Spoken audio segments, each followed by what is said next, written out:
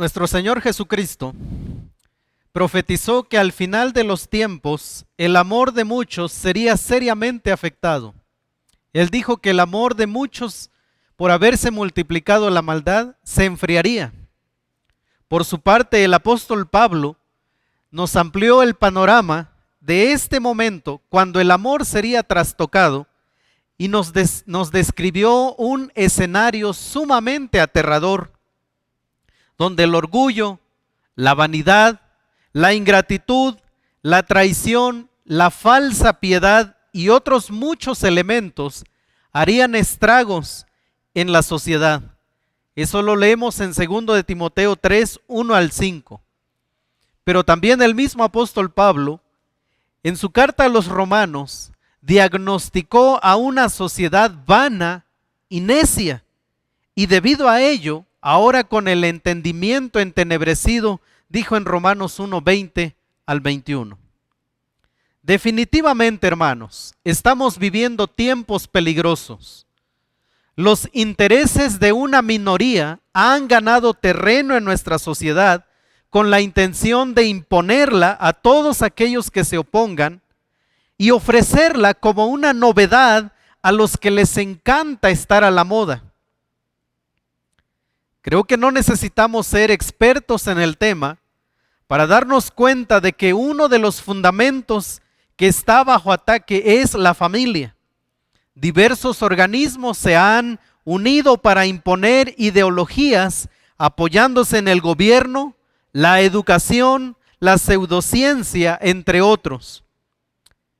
Así que hay una pregunta que nosotros debemos analizar. ¿Será que estamos viviendo la etapa final de la familia tal cual la conocemos? Finalmente, ¿la sociedad acabará con una institución creada por Dios? A pesar de que el pronóstico es alarmante, no debemos olvidar lo que el rey David escribió en el Salmo 11, verso 4. El Señor está en su santo templo, el trono del Señor está en los cielos. Es decir, Él sigue siendo el Dios soberano, el Rey del universo. Aunque debajo del sol parece un caos, parece que lo que Él mismo diseñó está a punto de destruirse, está a punto de acabar, y que parece que las fuerzas del mal finalmente van a consumir el plan del Señor, no debemos olvidar lo que el rey David afirmó: el Señor está en su santo templo. Él sigue siendo Dios, Él sigue siendo el Rey soberano. Son los cimientos de un edificio los que mantienen a dicha edificación en medio del temblor. Son las raíces profundas y robustas las que sostienen a un árbol en medio de una corriente embravecida. Los pastores estamos convencidos de que la familia sigue siendo el principal bastión para conservar a la sociedad. Una familia conforme al propósito original aporta beneficios inigualables para el presente y la posteridad. En ese sentido, este día quiero introducir una nueva serie que por 8 semanas estaremos enseñando los pastores. Estaremos abriendo las escrituras y diciéndoles: así dice el Señor. Esta serie que hemos titulado Restaurando los Fundamentos tiene el propósito de reconstruir los fundamentos que están siendo o que han sido destruidos en algunos hogares a través de diversos recursos que cada vez parecen menos ofensivos, pero siguen siendo igual de letales. Por eso, hermanos, me uno también a la invitación que el pastor Arturo hizo hace algunos momentos. Y yo quiero animarles, hermanos, a que sigan esta serie, que la compartan, que la distribuyan por las redes sociales, porque lo que vamos a estar enseñando tiene una base bíblica. Vamos a hablar de temas controversiales, de esos temas que nos están tratando de meter en la cabeza con una base supuestamente científica, Pero cuando nosotros vayamos a las Escrituras, nos vamos a dar cuenta que en realidad toda esta tendencia que hay en nuestros días es un atentado contra la palabra del Señor. Que estas tendencias atentan contra el diseño del Señor, que estas tendencias atentan contra la santidad del Señor, contra su palabra, y tenemos que verlas a la luz de la palabra. Por eso, hermanos, hasta donde nuestro conocimiento nos permita, los pastores vamos a tratar de dar respuestas en medio de estos temas, y queremos animarles, ¿verdad?, que los compartan. Yo sé que de repente desde nuestros hogares, ¿verdad?, con los hijos somos bombardeados con tantas preguntas y que uno dice, Dios mío, ¿y cómo le respondo a mi hijo? Pero cuando vayamos a las Escrituras nos vamos a dar cuenta que hay muchas más respuestas de las que nosotros tenemos presentes en determinados momentos.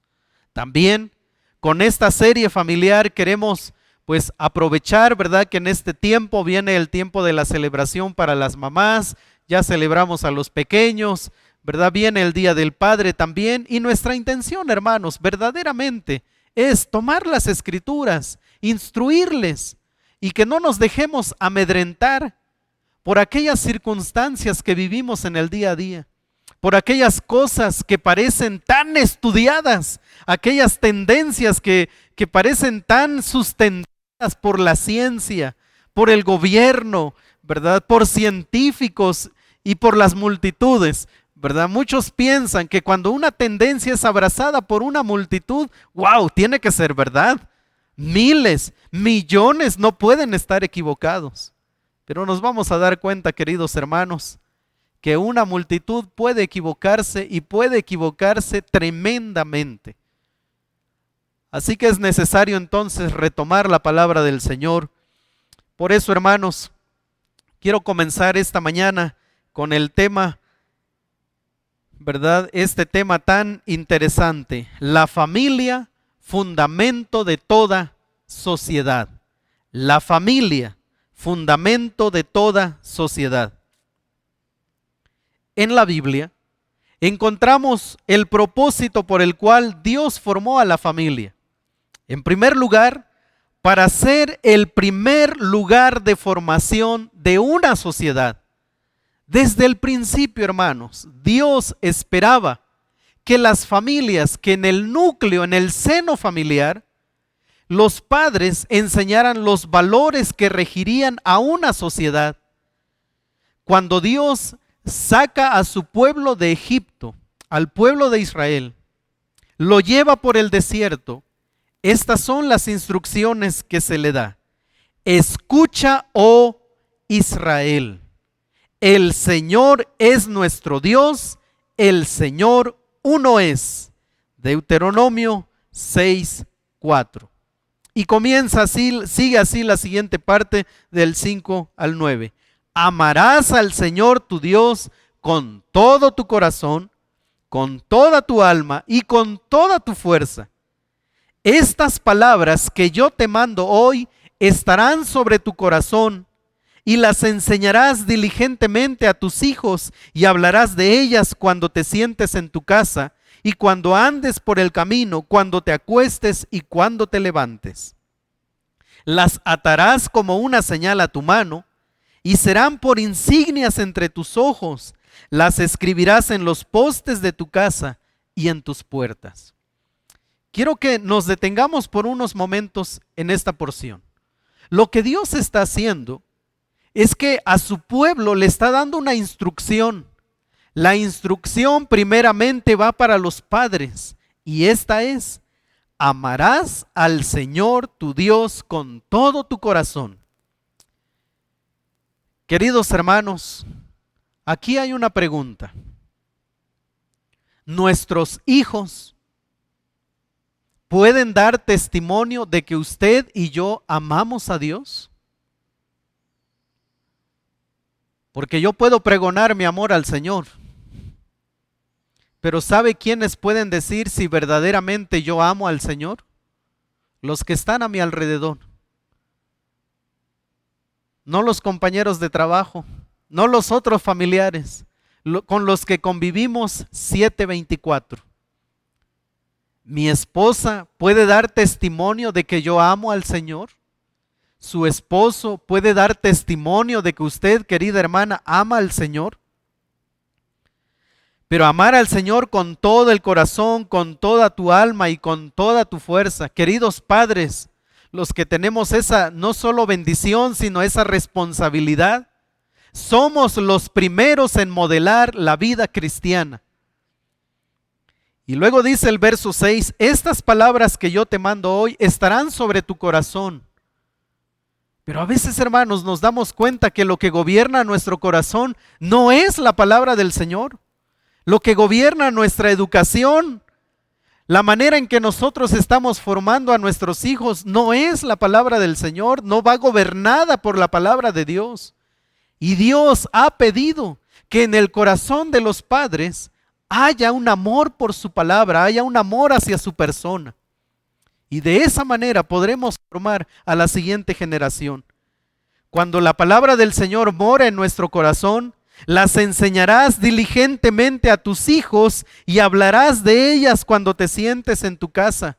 Pero muchos lamentablemente enseñan estas palabras diligentemente cuando ya se cometieron errores, cuando ya el hijo se desvió, cuando ya hay problemas en casa. Entonces el padre ahora sí comienza a orar, comienza a leer la palabra, comienza a buscar consejo, comienza a actuar de manera diligente, cuando la palabra del Señor nos dice que previamente nosotros debemos vivir diligentemente en la palabra del Señor para poderla enseñar a nuestros hijos, y que debemos enseñarla en nuestra casa.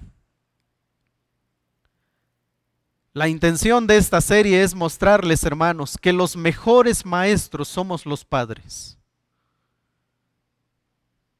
Que los que vamos a causar un verdadero impacto en la vida de nuestros hijos somos nosotros, hermanos. Ya sea un impacto negativo o uno positivo, y depende de usted y de mí el impacto que queremos causar en la vida de ellos. Pero dice que las enseñarás en todo tiempo, las atarás como una señal a tu mano y serán por insignias entre tus ojos, las escribirás en los postes de tu casa y en tus puertas. La intención de Dios era que su palabra desde el hogar hiciera efectos en la vida de las siguientes generaciones. La pedagogía de Dios es tan abundante que no hay manera alguna de que una persona no pueda comprender las enseñanzas. Ahora que los padres estamos más cercanos a la educación de nuestros hijos, debemos echar una miradita a la manera en que Dios enseña a su pueblo. Por ejemplo, a través de la Escritura, los 10 mandamientos, los escritos de los profetas. Para nuestro tiempo, toda la palabra del Señor está escrita.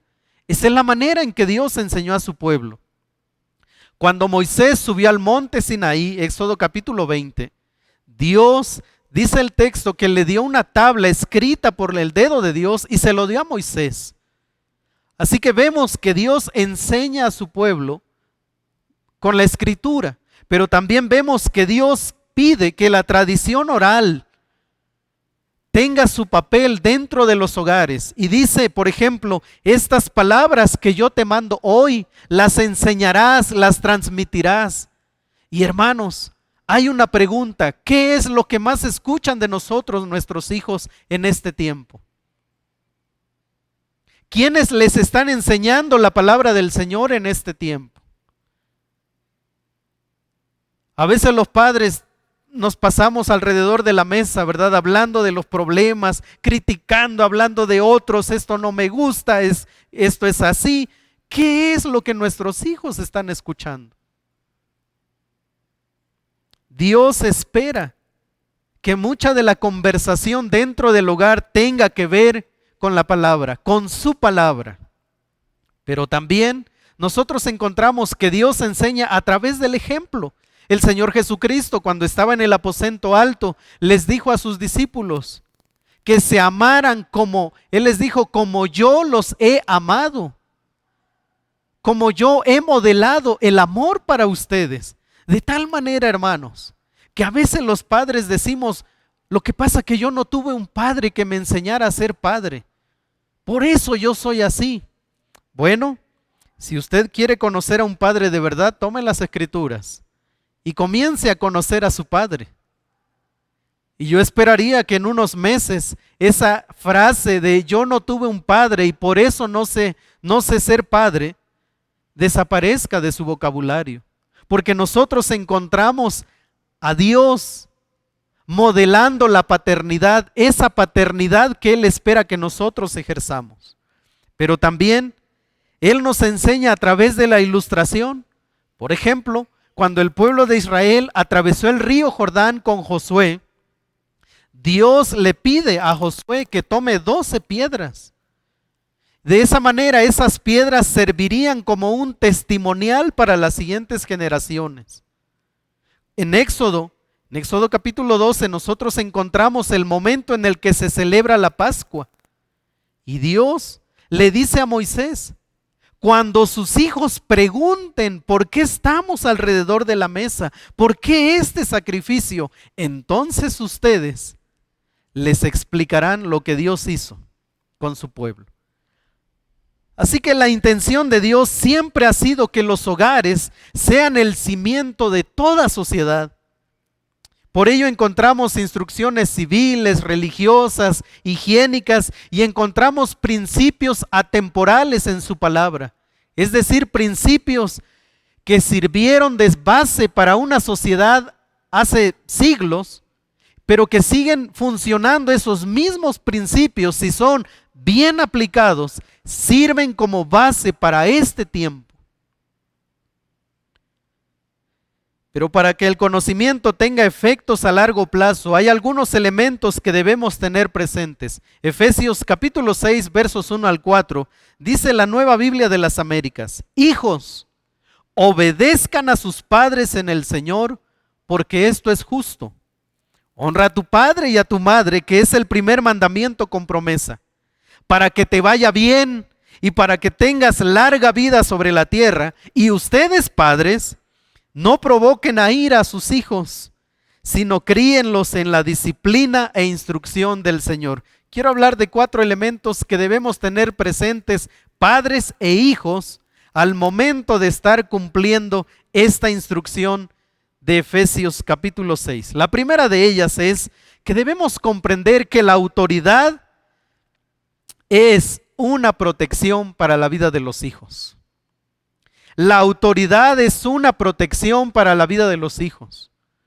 Yo sé que en este momento que me están escuchando, quizá adolescentes, jóvenes, estarán así como, ya van otra vez, que respete a mi papá. Pero claro, el pastor no conoce a mi papá, ¿verdad? Yo espero que no haya ninguna actitud así. Y si la hubo, yo espero también que la palabra del Señor traiga enseñanza a su vida y un desafío. Pero muchas veces nosotros vemos a nuestras autoridades como enemigos, como esa autoridad que me limita, que me impone. Pero eso es porque los padres también hemos fallado en ejercer una correcta y sabia autoridad. Dios en su palabra nos muestra que Él diseñó la autoridad precisamente para mantener un orden en la sociedad y un orden dentro del hogar.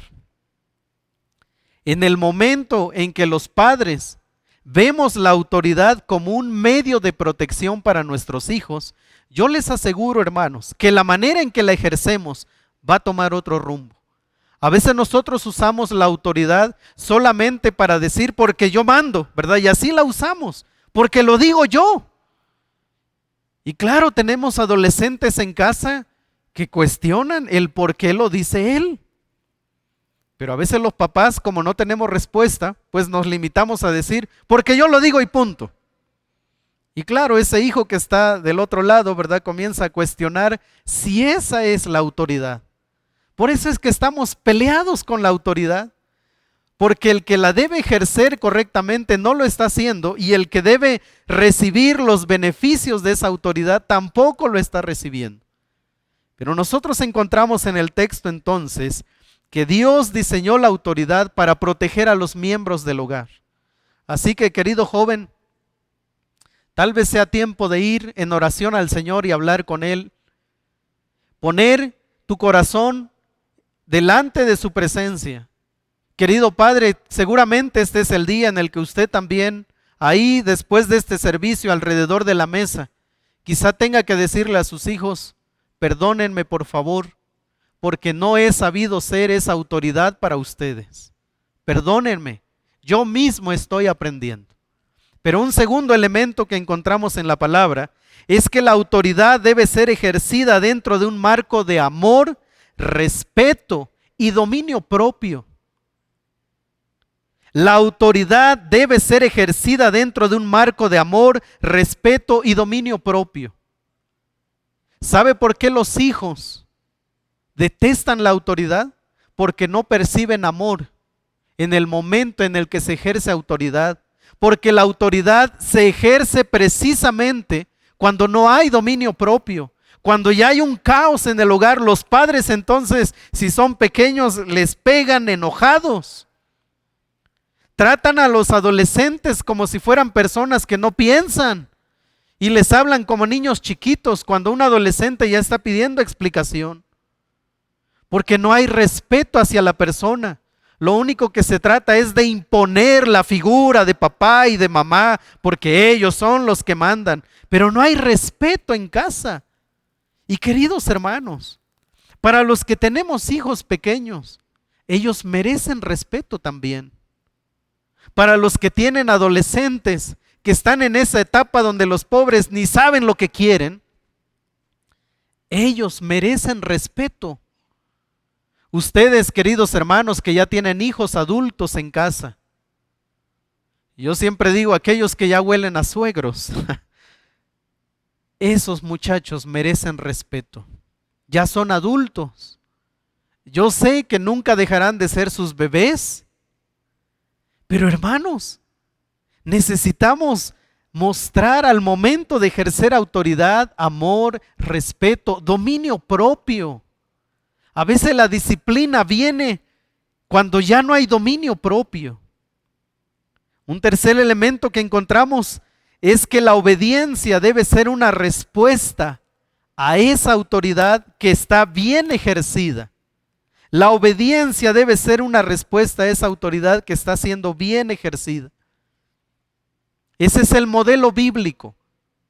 Quizás en este momento, mientras yo estoy dando la enseñanza, algunos hijos están: por eso yo no obedezco a mi papá, porque él no dice lo que dice, él no hace lo que dice la Biblia. Pero bueno, la obediencia también es una respuesta a la autoridad. El cuarto elemento es que la honra tiene beneficios a largo plazo. Honra a tu padre y a tu madre. Este es el primer mandamiento con promesa. Es decir, esta es la primera vez que el mandamiento se acompaña con una bendición. Número 1, para que te vaya bien. Muchos hijos piensan que si se van de la casa finalmente les va a ir bien, les va a ir de maravilla porque ya no tolero a estos viejos. Y estos ya están bien anticuados, por eso ni me entienden, yo me voy a ir. Pero claro, como esta pandemia cerró las puertas, pues siguen en casa. Pero muchos piensan que yéndose de casa les va a ir bien. Para que tengas larga vida sobre la tierra, para que tengas paz, para que tengas abundancia, gozo, plenitud. Querido joven, querida señorita, si tú vas buscando esto para tu vida, te voy a dar un consejo. Comienza a arreglar las cosas con tus papás. En segundo lugar, el hogar fue diseñado para ser el primer lugar donde se desarrolle una correcta relación con Dios. Josué 24:15 dice: y si no les parece bien servir al Señor, escojan hoy a quién han de servir. Si a los dioses que sirvieron sus padres, que estaban al otro lado del río, o a los dioses de los amorreos en cuya tierra habitan. Pero yo y mi casa serviremos al Señor. Éxodo 12, 24 al 27 dice: y guardarán esta ceremonia como ordenanza para ustedes y para sus hijos para siempre. Cuando entren a la tierra que el Señor les dará, como ha prometido, guardarán este rito.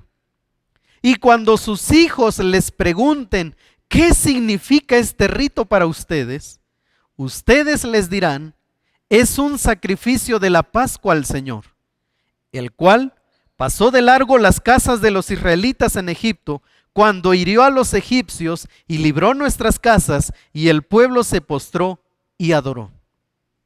En la primera porción, Josué está poniendo claramente un límite entre su concepto de adoración y el concepto de adoración del pueblo. El primero es: yo y mi casa serviremos al Señor. Es decir, yo he enseñado a mis hijos, yo he modelado a los míos para que podamos servir. Ustedes decidan. Y hermanos, en este tiempo los padres debemos ser los modelos de adoración.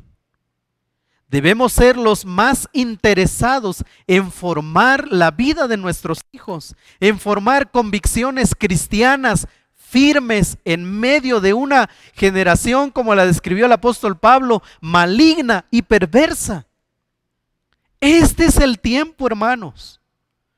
Yo creo firmemente que por alguna razón Dios sacó a nuestros hijos de las escuelas y sacó a nuestros hijos de los salones de escuela dominical en el templo, para que los padres empecemos con esa labor con la cual Él formó a la familia, que los padres formemos a nuestros hijos.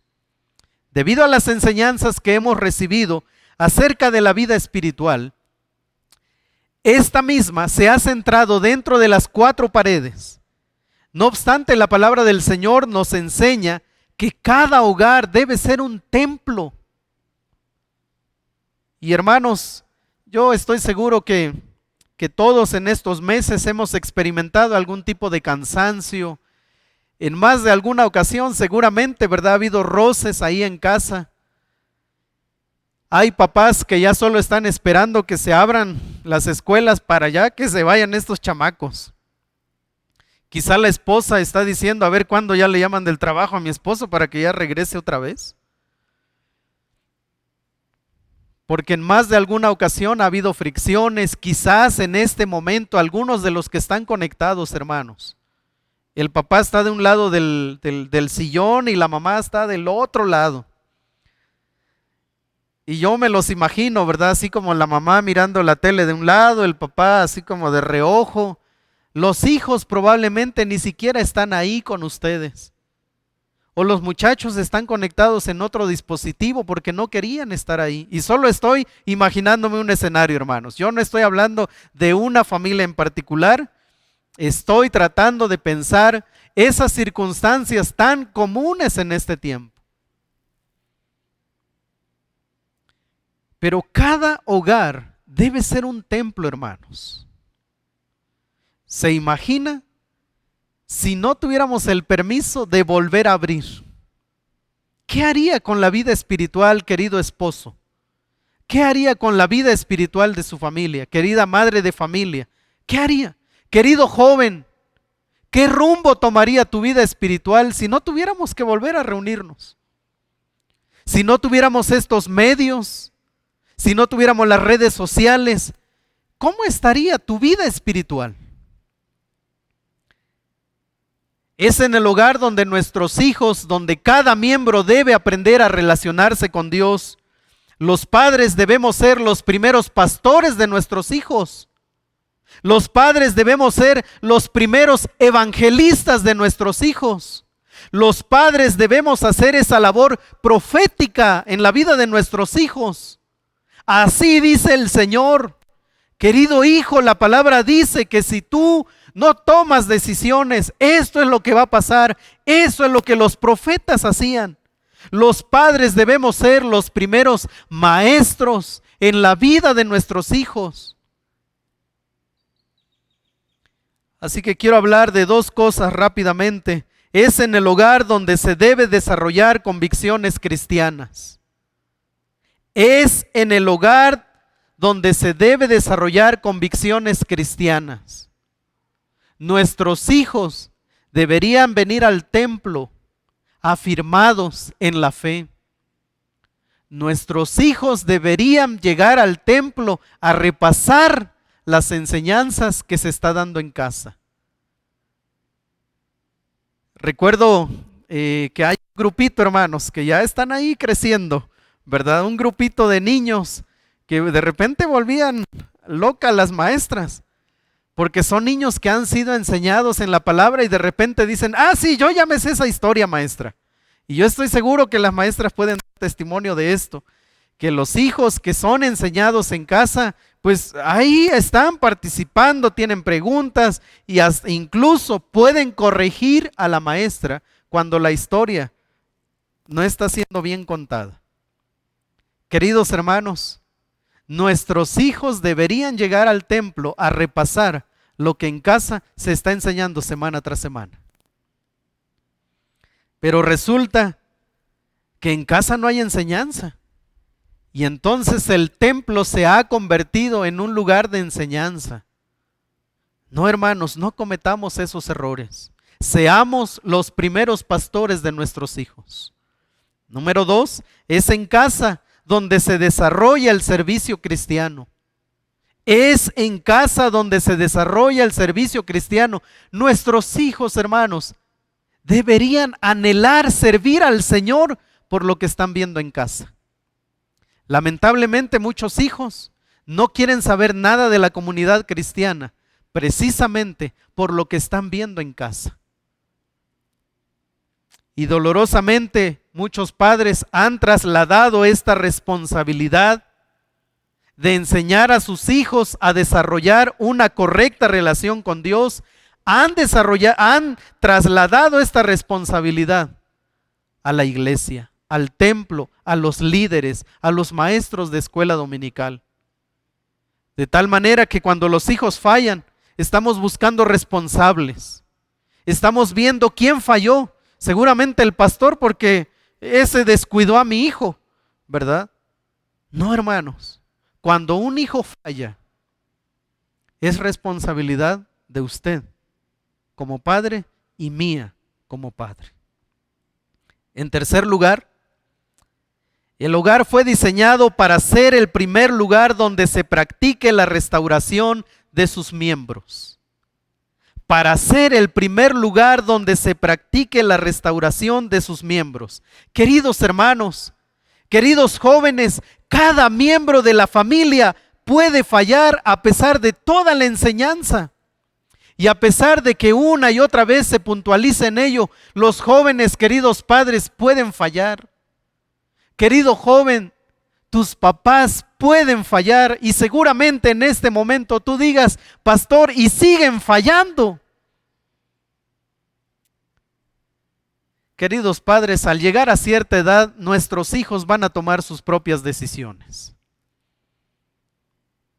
El hogar debe ser el lugar al que los hijos deseen regresar después de haber fallado. Yo no sé cuántos de ustedes escucharon de sus padres expresiones como, si haces esto, no regreses a la casa. Si haces esto, olvídate que tienes un padre.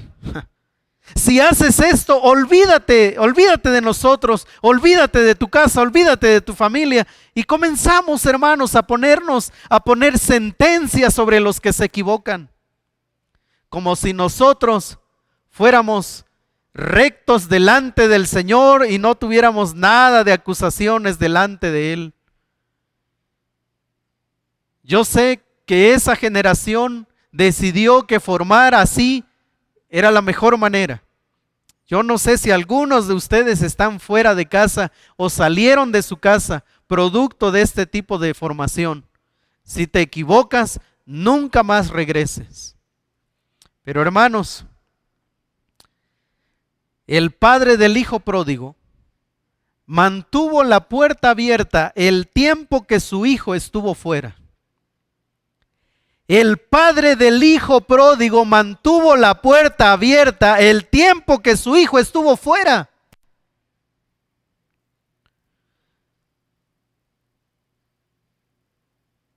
Y a veces he pensado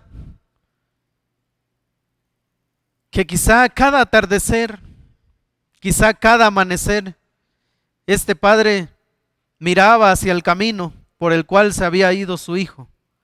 Y probablemente más de una ocasión esperaba que él regresara. Probablemente muy entrada la madrugada, era el padre que se postraba de rodillas y clamaba por su hijo amado. Porque si hay algo que debemos resaltar, es que el padre nunca dejó de amar a su hijo mientras éste anduvo pródigo.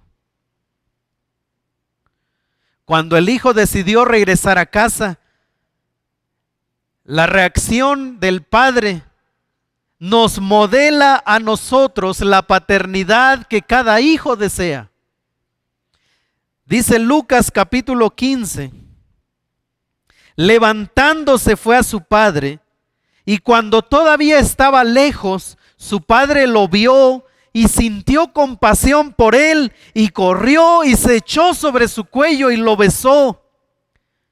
Mire, hermano, mire lo que hizo este padre. Él estaba esperando, por eso digo que yo creo que cada día él se levantaba, oraba y clamaba, pero no solo eso, además él tenía el corazón abierto para cuando llegara ese momento. Y yo no sé si en más de alguna ocasión él se imaginó ese escenario de cómo vendría su hijo. Yo no sé si en más de alguna ocasión también le llegaron a esos pensamientos de que algún día llegaría la noticia de que su hijo había muerto. Pero él nunca cerró la puerta de su corazón y nunca cerró la puerta de su casa. Así que dice el texto, cuando todavía estaba lejos.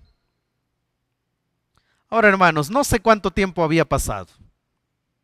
Seguramente ya no era físicamente, ya no se parecía. Recuerde de dónde él vino, de dónde él se levantó estando en la miseria, ¿verdad? Y seguramente así se levantó porque ya no tenía nada el hijo pródigo. Él había desperdiciado todo. Le había dado rienda suelta a todo lo que él quería.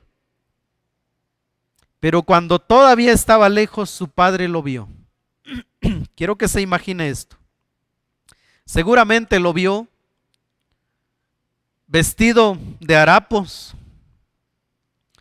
Seguramente ni siquiera aseado, ni siquiera con el cabello limpio. Pero cuando él lo vio, eso no fue importante para él. Porque él amaba a su hijo. No lo amaba por la condición en la que él se encontraba, lo amaba sencillamente porque era su hijo. Y dice el texto que cuando lo vio, corrió, sintió compasión por él, se echó sobre su cuello y le besó. Sí, hermanos, sí se equivocó el hijo pródigo, sí falló, sí perdió toda su herencia, misma que se entregaba cuando el padre moría.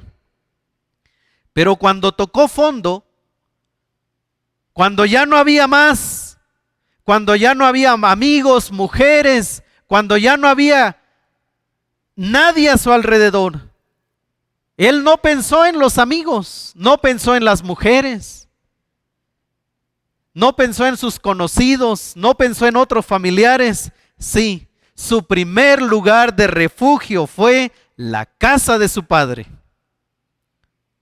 Su primer lugar de refugio fue la casa de su padre y dijo, me levantaré e iré a mi padre. Él es mi padre, sigue siendo mi padre.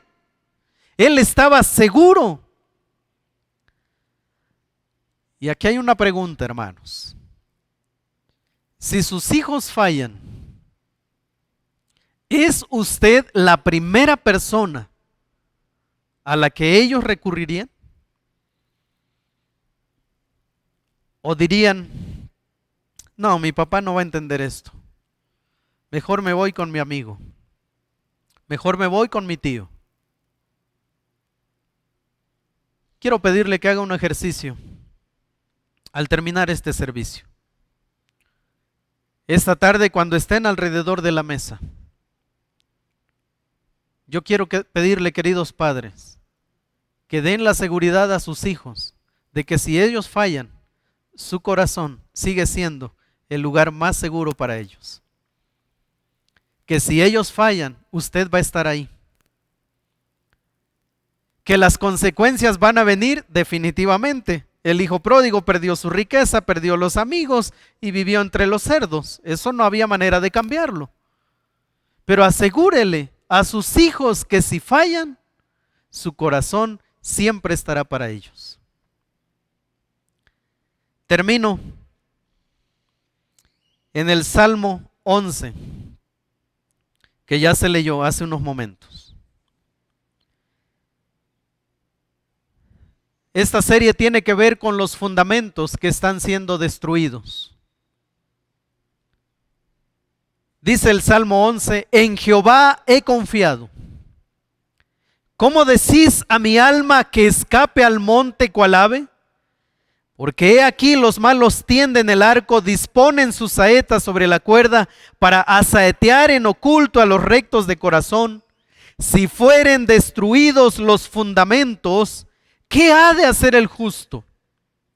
No se sabe muy bien en qué momento David escribió esta porción. Algunos piensan que fue cuando huía de Saúl, otros piensan que fue cuando huía de Absalón. Pero de cualquier forma, los estudiosos lo ubican en un momento de persecución, de profunda tensión, donde él no está en un lugar seguro. Y él ha recibido consejo.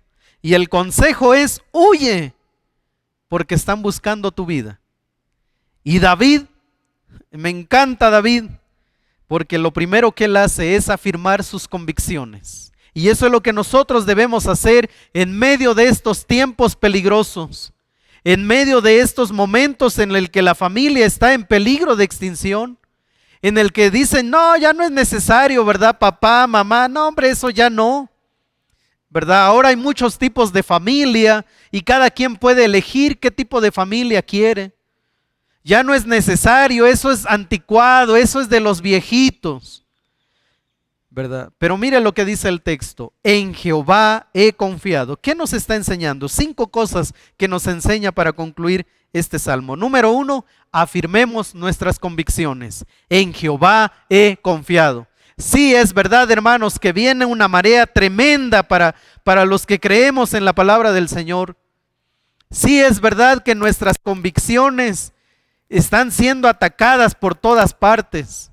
Sí, es verdad que hay una multitud que le encanta la tendencia y que dice que los que creemos en la familia, los que somos creyentes, los que amamos a su palabra, los que amamos a Dios, en realidad somos anticuados, ¿verdad? Que debemos adaptarnos a esta nueva sociedad donde cada quien decide lo que quiere para su vida, lo que quiere, ¿verdad? Y que si a alguno le funciona, pues está muy bien. Y de repente, hermanos, entramos como en el, ¿va a terminar la familia? Vayamos a esto. En Jehová he confiado. Número 1, afirmemos nuestras convicciones. Número 2, cuestionemos las tendencias, hermanos. ¿Cómo decís a mi alma que escape al monte cual ave?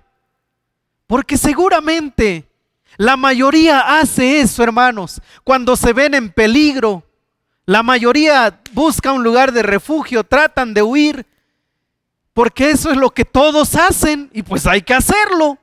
Y David dice, a ver, espérense, yo creo en el Señor, Él es mi refugio. Es como si les dijera, ¿qué les pasa? Tranquilos, vamos a permanecer. Las tendencias, hermanos, nos las están presentando como incuestionables, porque además ya lo respalda el gobierno, ya hay leyes que respaldan las tendencias. Además lo dijo tal científico, tal revista dice esto en un nuevo estudio que hizo. Y pareciera, hermanos, que es como esto: escapen, váyanse al monte para que no los persigan. Y el rey David dice, tranquilos, en Jehová he confiado. ¿Cómo ustedes se atreven a decirme que huya? Tranquilos, cuestionemos las tendencias. Número 3, no olvide que el Señor está desplegando su plan. Me encanta el verso 4 que dice, Jehová está en su santo templo. Jehová tiene en el cielo su trono, sus ojos ven, sus párpados examinan a los hijos de los hombres.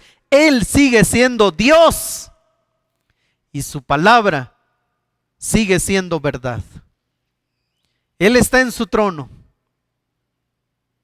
y Él sigue gobernando desde ese trono. Su plan se está llevando a cabo, hermanos.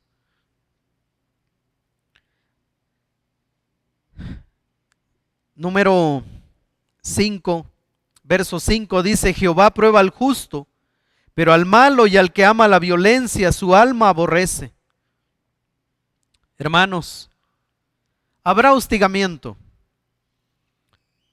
Cada vez más vamos a ser limitados por las redes sociales para predicar. Si no nos sujetamos, ¿verdad?, a una línea de pensamiento, cada vez más se va a bloquear, ¿verdad?, nuestra predicación. Artículos que abiertamente hablan de las escrituras en contra de estas tendencias, autores están siendo bloqueados. Porque si no vamos por los intereses de la minoría, entonces somos enemigos.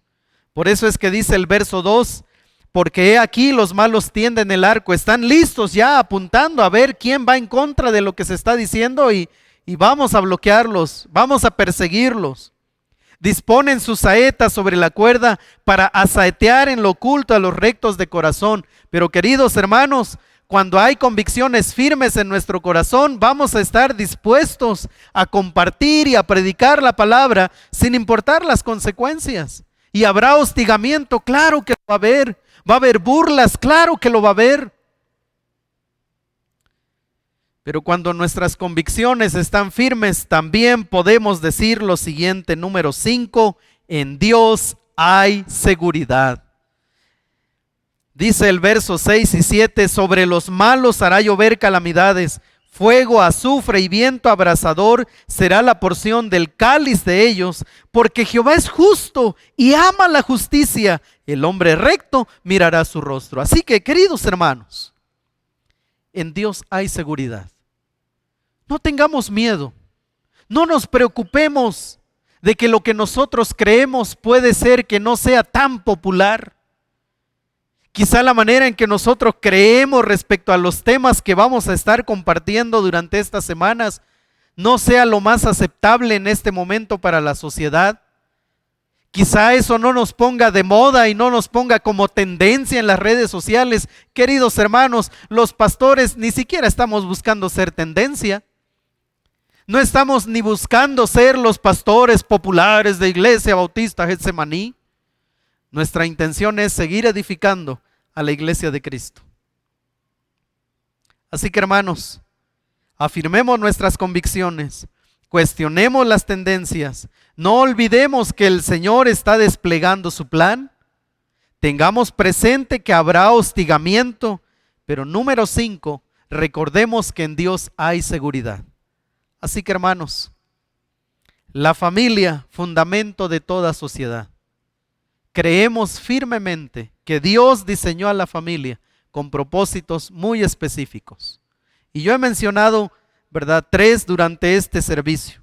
El primero de ellos es que el hogar es el primer lugar de formación de una sociedad. Los valores deben ser enseñados en casa. Número 2, que la familia es el primer lugar, el hogar es el primer lugar donde se desarrolla una correcta relación con Dios. Por eso decía que debemos ser los primeros pastores de nuestros hijos, debemos modelarles la vida cristiana. Y en último lugar, el hogar debe ser el lugar donde se practique la restauración de sus miembros.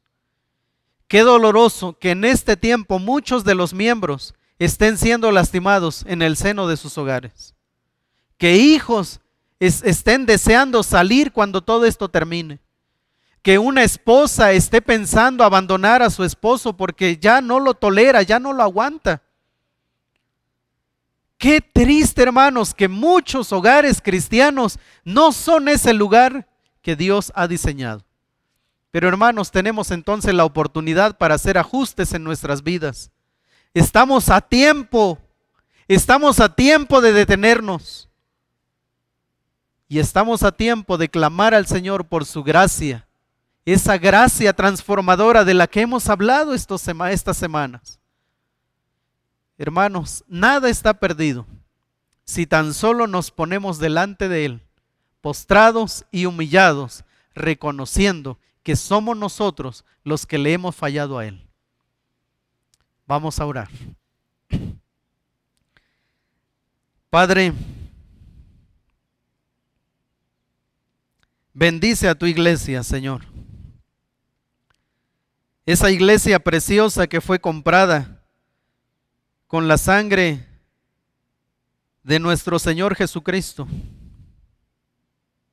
Esa iglesia que está conformada por familias. Familias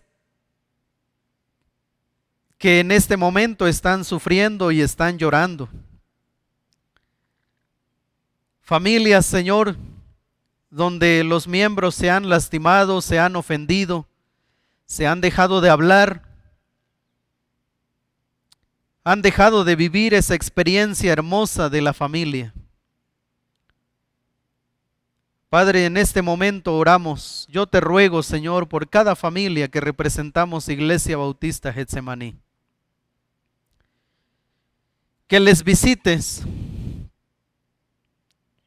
que este tiempo, Señor, el Espíritu Santo ponga convicciones, nos recuerde esas convicciones que emanan de tu bendita palabra. Que hoy sea un día de restauración, que hoy sea un día de sanidad, Señor. Que si los padres nos hemos equivocado, y sí, Señor, sí reconocemos delante de ti en este momento, sí nos hemos equivocado, sí hemos fallado, Señor, en la formación de nuestros hijos. Que tengamos entonces la humildad de pedirte perdón a ti, pero también la humildad de reunir a nuestra familia y de pedir perdón. Que los hijos que sí se han equivocado, Señor, que esos hijos que muchas veces, amantes de las tendencias, han lastimado el corazón de sus padres,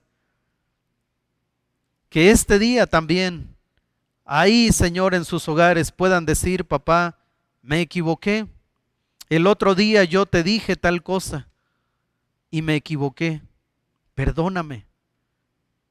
Que hoy, Señor, en nuestra ciudad y en los distintos lugares de donde están conectados nuestros hermanos, que hoy nuestra oración suba delante de ti como olor fragante.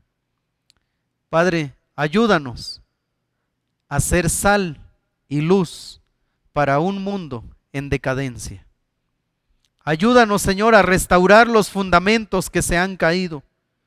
Con el poder de tu palabra, con la dirección del Espíritu Santo, ayúdanos, Señor, a restaurar esos fundamentos. En el nombre de nuestro Señor Jesucristo, oramos. Amén y amén. Queridos hermanos, gracias nuevamente por conectarse el día de hoy y animándoles, ¿verdad? Animándoles que hagan un altar ahí en casa esta tarde. No esperen la noche, ahí en casa hagan un altar.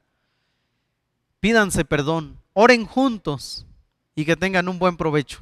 Que Dios los bendiga, hermanos.